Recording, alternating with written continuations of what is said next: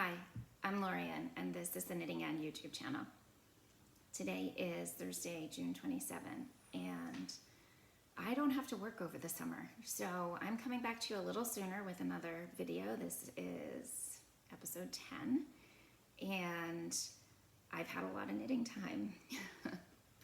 I have a couple of finished objects to show you, and some works in progress, and a couple of things that I am planning, new acquisitions this time. If you are new here, thanks for checking things out. If you're coming back for episode 10, thanks, it's good to see you.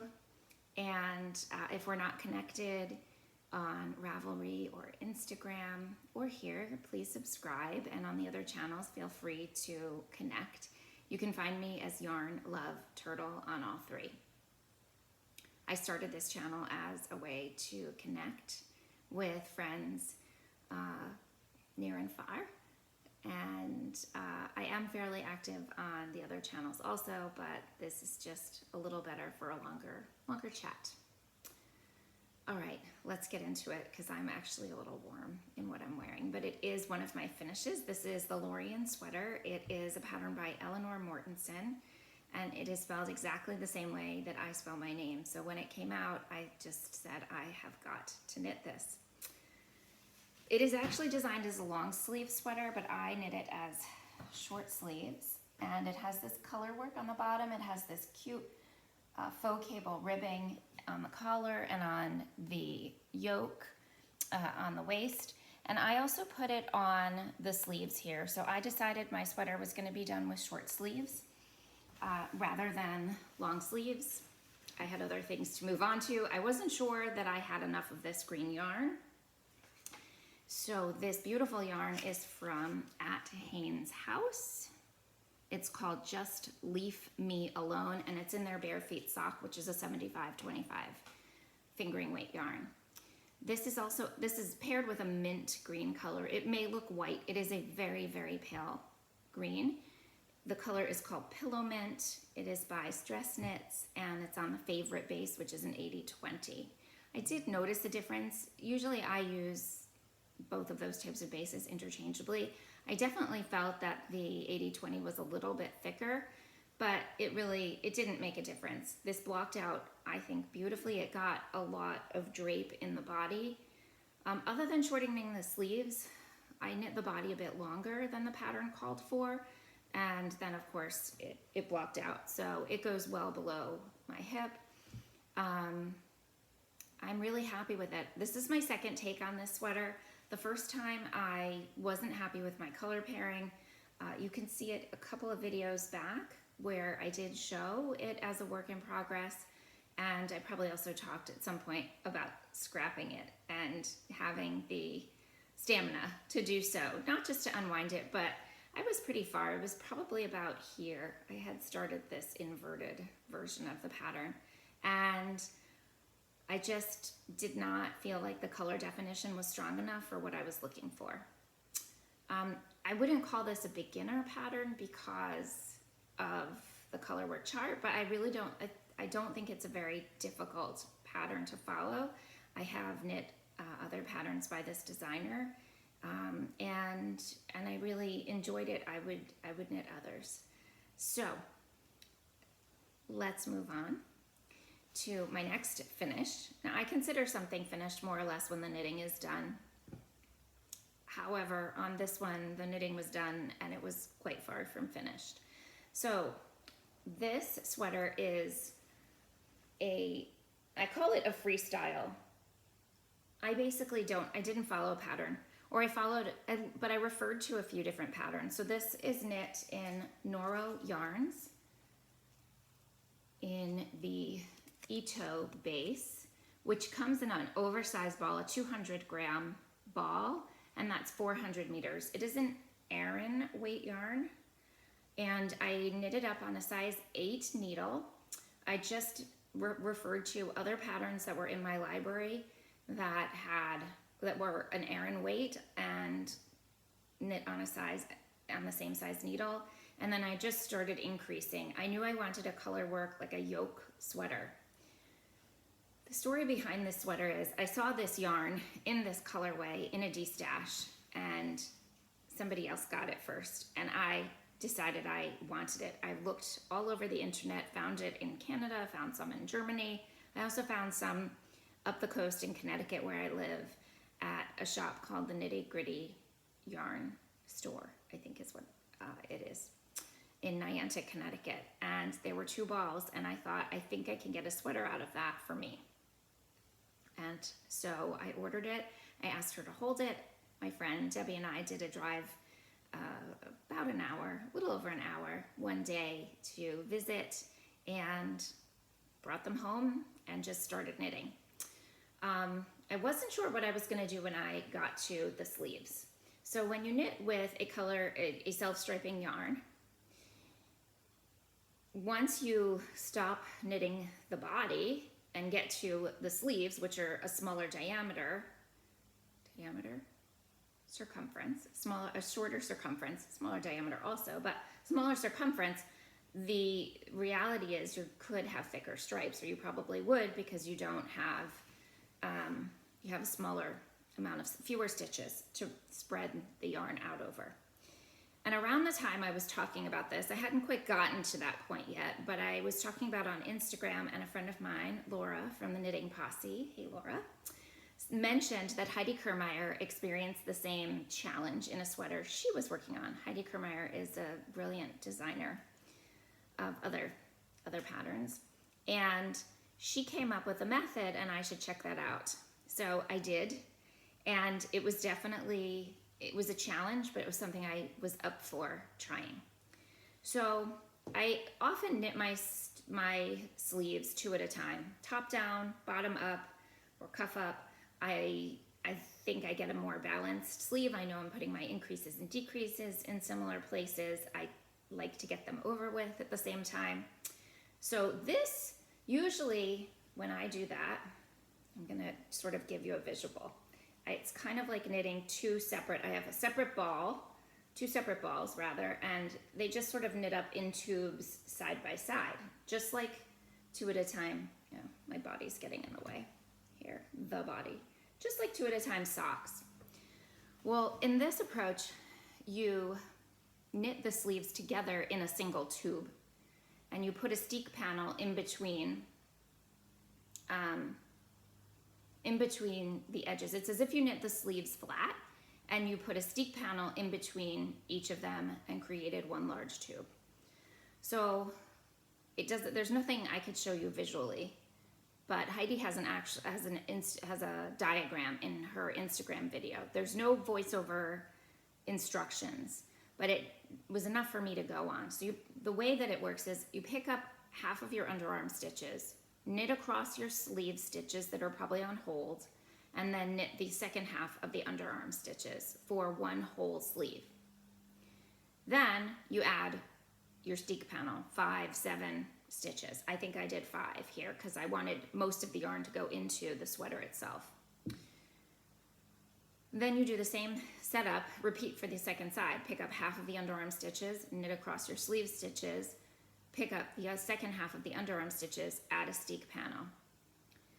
Now, I didn't have exactly the same number of stitches in my single tube of sleeves as my body, but it was pretty close. And I'm really happy with the result. My friend Angel is a sewist, and she came over one day with her sewing machine. She ran a few straight lines through my sleeve steeks, and I cut them open. I decided to block the sweater then so that I could figure out, I had left a little bit, I had bound off the body. I used an Icelandic bind off, and I had held the sleeve, the cuff stitches on hold, not knowing what I was gonna do, how they would block exactly. And I thought there was a good chance I also might need to close up the collar. So I blocked. It turned out I really didn't need much to do much with the sleeves. So all I did was I put the stitches on hold and did an Icelandic bind off on each sleeve, stitched up, and I know I'm gonna show you, and it's gonna be kind of revealing. It's not holding that well. I'll probably need to go back and do some more with that cuff here.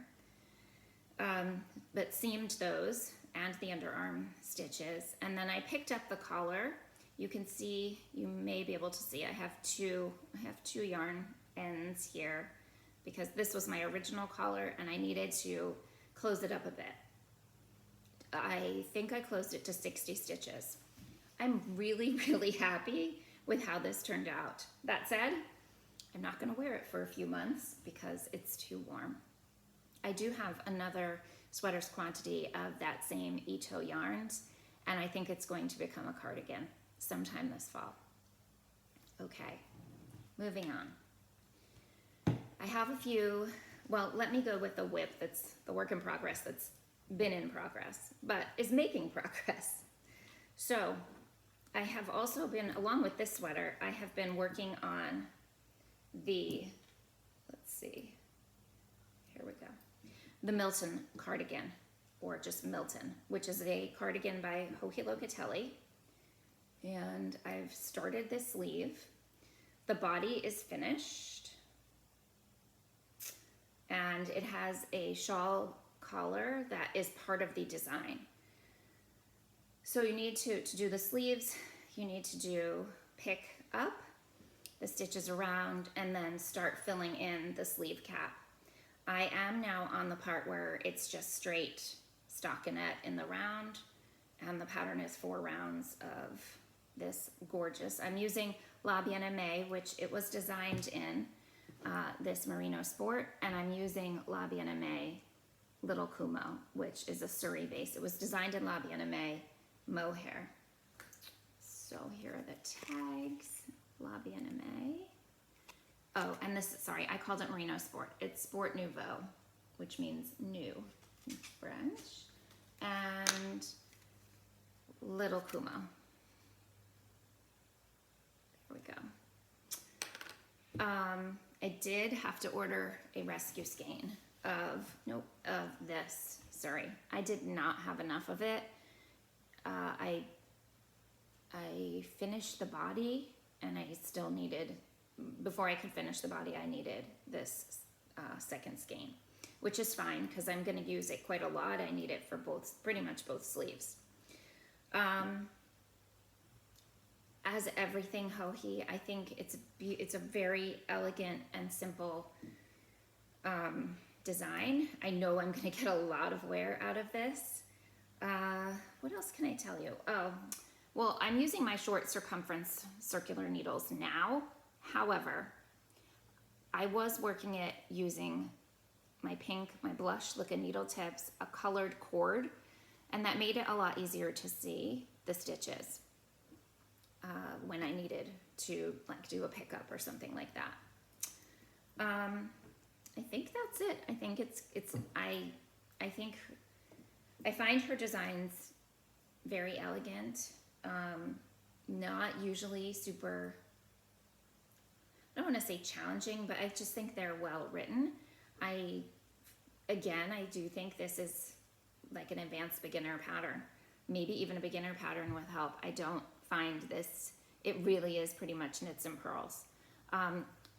Hohi's cardigans, and I say this because this is the third at least that I've knit, often start with an interesting construction top down.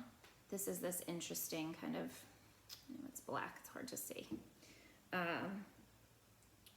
Shoulder piece. Nope, not showing up for me.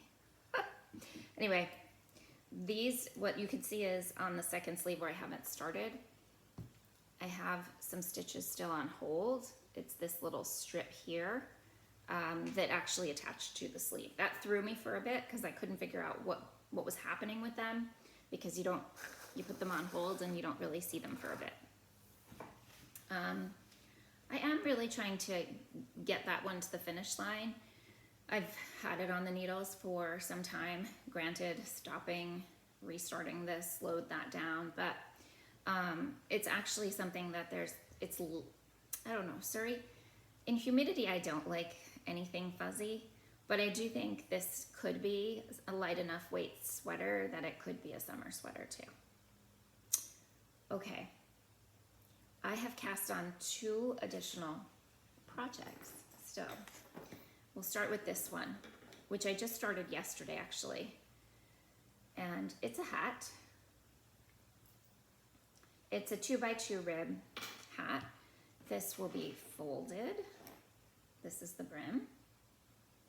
And it will be folded and sit like that on the wearer's head. This is a gift. A friend of mine's husband is undergoing chemo, and in her latest update, he has now lost what hair he had, and I took that as a light bulb went off in my head and said, you know, maybe he'd enjoy having a hat, something to put on. And I went to my local yarn store and saw the manager there and said, I want to make a chemo hat. She said cotton. I said yes. She said, here we go. Walked me right over. I said Mets colors because he's a Mets fan. And so she pulled this blue and this orange. And I said, that's perfect. I actually took 2 of the blue. I have plenty. She was right. She's like, you're not going to need it, but you can always return it for store credit. The yarn I'm using is Lang. Oh, the bands are different. Interesting. Okay. Lang Yarns Amira. And it is a 93% cotton and a 7% nylon base. It is so soft, so supremely soft. And I'm using my size 8 needles. Again, I did something similar to what I did with that Noro sweater. I took a look at some other patterns, some free patterns, just to kind of figure out how many stitches to cast on, how long to knit it, and a closure that might be nice. I don't, I think this is going to be a really, I think it's going to be a fun gift. If he wears it, great. If he doesn't, no problem. I'm not offended, but maybe he will. It made me feel good to be able to do this. So we'll see. Another cast on. So as I mentioned, when I went and picked up the Noro yarns for that sweater, I went to a new to me yarn store, and there were store samples of this adorable bag. And I love to make a bag in the summer. And so I bought some of the yarn that it's designed with, which is Queensland Cairns. It's an Aran weight yarn. I have 2 colors, although my main color is down to this. That color is, well, one of them is color 40 and the other is color 35. They both had a lot of like tan, this kind of neutrally color. This is called Market Square. There are 2 sizes. It is designed in this yarn, and it was designed by Sharyn Anhlat. And Sharyn owned Yarn Scout. So I'd have to look it up to see. I think I looked on a different page, but Sharyn passed away a few years ago. And I purchased online from Yarn Scout a few times, but never really got to know Sharyn, like personality, but she seemed like a very dynamic and beloved person. So I want to say Nebraska, but I could be wrong. Let me look, because I want to say it right. Bozeman, Montana. And Sharyn owned a yarn store there. And like I said, was beloved. I think her family kept it open and then just sort of started liquidating the inventory. So it has a square bottom, and I guess it's basically a square design. It's a free pattern, and this was all one color. And then you start picking up around the square and knit your way up. And the knitting is mosaic here. So it makes this basket weave pattern with the 2 different colored yarns. You could really do it all in one yarn as well. There are parts where both of my yarns had like quite a lot of this tan coming through. But I'm enjoying it. Like I said, this is a pretty new cast on. I'm at the part where I have to put in the handles, and that will all be in this yarn, which is falling apart. I might give that to my mom. We'll see. I think it's really cute. I might make another. I'm really enjoying this knit. And let me look at what the fiber content is here, because it is definitely not wool. Oh, it's 60% cotton and 40% acrylic. And I was at my beach today and I knit on this, and I really enjoy working this type of fiber in the heat. It's not a problem for me. I usually sit in the shade when I knit and at the beach, but that was a lot of fun. So again, that's called Market Square. Okie doke. I think that is everything that I have that's going on. I have wound up yarn, which I showed you last time for my Tolsta tank. I'm going to make a Tolsta tank. Maybe I didn't tell you that, but I wound up this yarn from Tarrapin Fiberworks. It is the Severin DK. I have 2 skeins of it. I'm hoping it becomes a Tolsta tank, a square neck. I'm pretty sure I have just the yardage that I need for it. I just have to make sure that I get gauge. But this will be next up on my needles, because these 2 smaller projects will be coming off soon. The other thing that I've been doing is playing with some of my stash yarn to come up with colors for a rumble raglan. That is a pattern by Lydia Morrow. My friend Shannon, who is Whiskey and Wool and has a YouTube channel, which I highly recommend, not just because she's my friend. She's knit 2 of them, and I just was inspired. It seems like a very fun tee pattern, short sleeves. So I'm playing with color combos.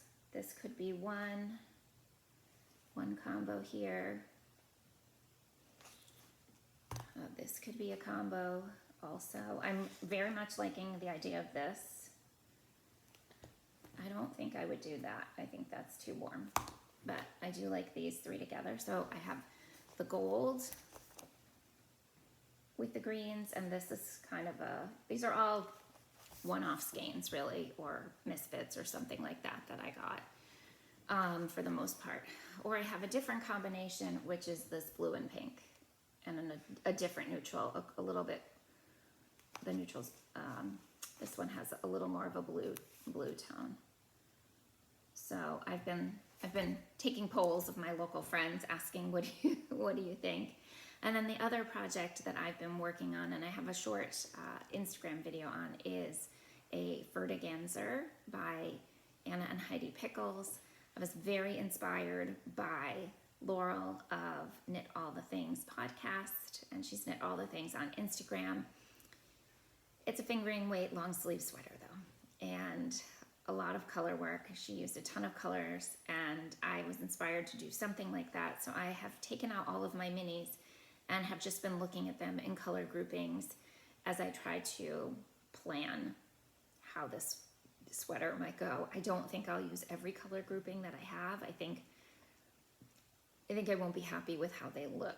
So how it looks. I don't want every color under the sun in one sweater. I don't think I'd wear it. So that's the challenge, is to find colors that I would find wearable also. And that is pretty much my plans for summer. Those are 2 pretty much longer projects. Maybe not the tee, but the Ferdaganser is going to be, require some time, but time is what I have now. Moving on to the end part of this video, which is going to be quick today. So as I mentioned, my job changes in the summer, and I find myself with a lot more free time, which is a blessing and a curse, because I like to be busy and nobody else is free as often as I'm free. I definitely have seen some friends and some family, and I have plans with my family for the summer. And my knitting is certainly getting a boost from this time.